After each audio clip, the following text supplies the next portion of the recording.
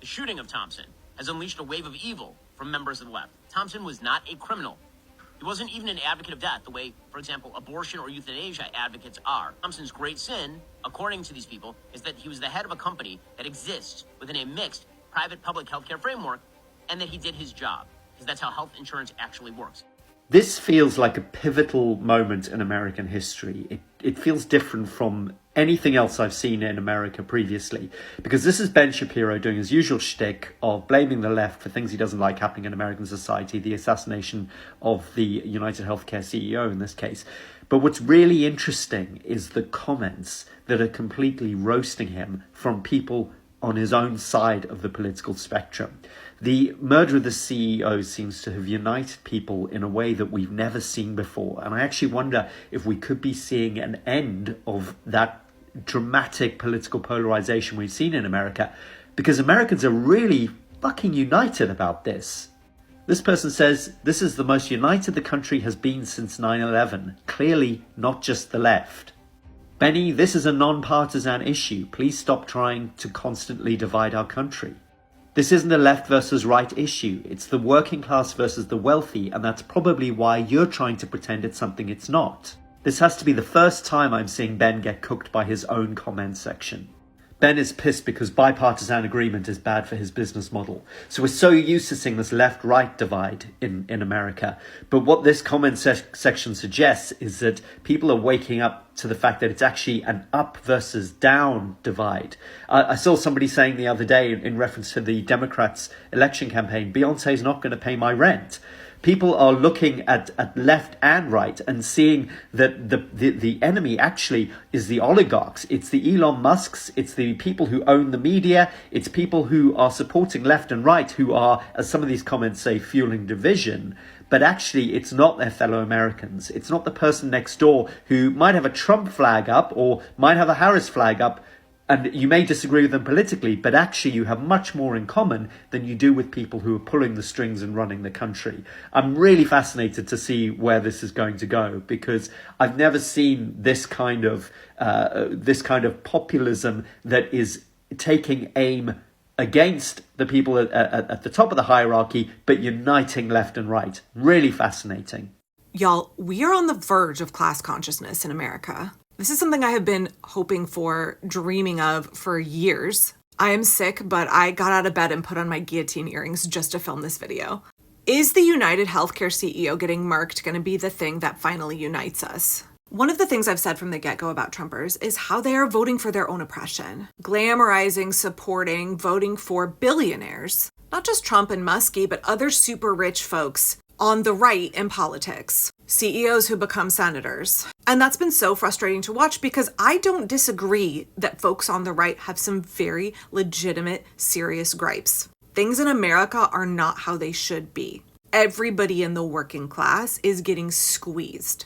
And it was so disheartening in this last election to see how many working class folks were ultimately supporting their oppressors, voting in a regime that was just going to make them suffer more, make us suffer, all of us in the working class suffer more, right? And I've been saying this for a long time, like, what is it going to take to help Americans realize that there's no war but the class war? That the reason our quality of life is so diminished, the reason we are struggling and exhausted, is because the wealth disparity is ever increasing. We are being bled dry by the super rich, by CEOs, by corporations, by the billionaires. We are being exploited for our life hours and our wages. When are we all going to join together and realize that no matter what else separates us, that we all can unite as working class people?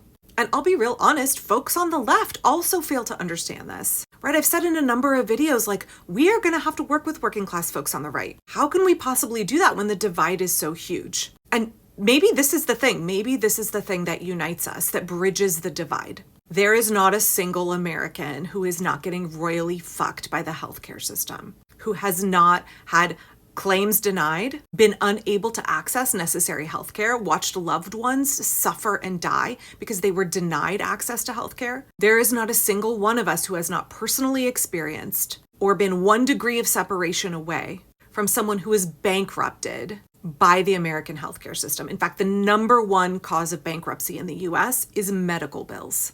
Now, I just duetted a video, it's the one I posted right before this one, about how even Ben Shapiro's own fans are not buying the bullcrap he is feeding them on this issue. A rich 1%er wanting his working class followers to have sympathy for a man who made millions and millions of dollars and billions of dollars for the corporation he works for, actively causing the suffering and deaths of millions of working class Americans. Even Ben's followers are like, nah, man, that's fucked. What kind of fools do you take us for? So right after I watched that video, Imani Crutches and Spice, I'll tag her here, her video came up in my FYP on this exact same subject, Ben Shapiro's video, and the comments section. She doesn't do stitches or duets, so I have her video in my reshares if you go click over to that tab. I'm going to repost this on YouTube, so for folks over there, I will tag her account in the video description, so you can come to TikTok and watch her 2 videos on this subject. But she said something that I absolutely agree with. Folks on the left, this is not our time to tell folks on the right, well, this is what you get.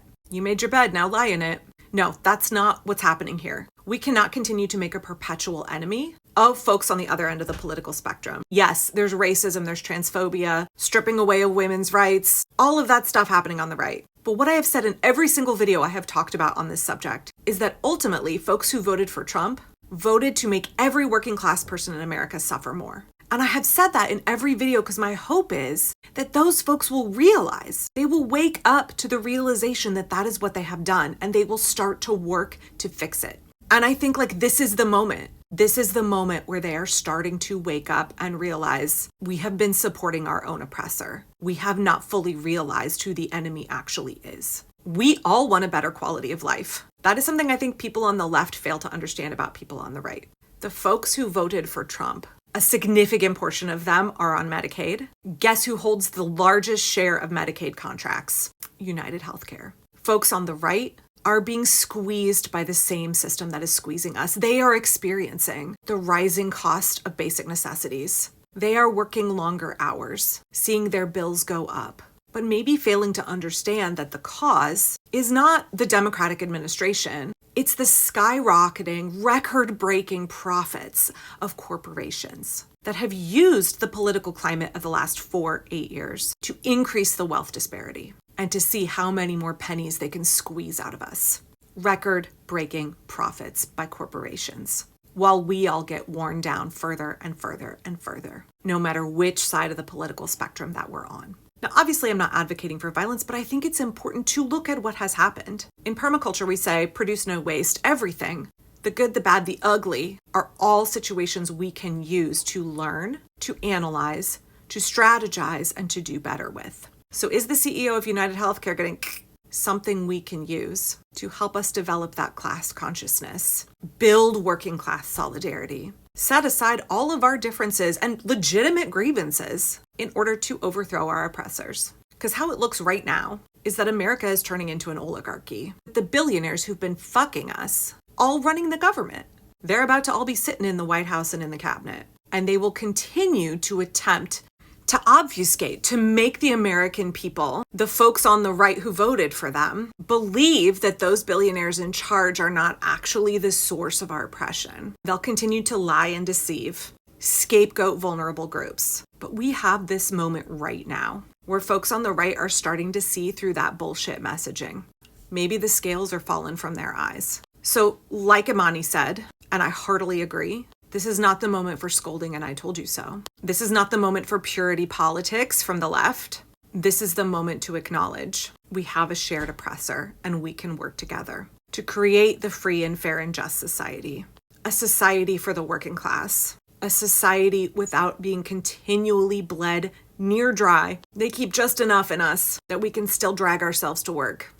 This is the moment, I think, where we are on the cusp of finally going somewhere that we need to go as a nation for our safety, our quality of life, for the sake of our nation. How do we keep nudging until we finally turn that corner? What does that look like going forward? Because I think this is a real pivotal moment and we could turn it into something good that saves the lives of millions of people, that reduces suffering for all of us. So I just want to encourage you to think about what those next steps look like. What it looks like to build working class solidarity, bridge the gap, help bring folks that we have been separated from for so long, folks that this current election divided even further from us.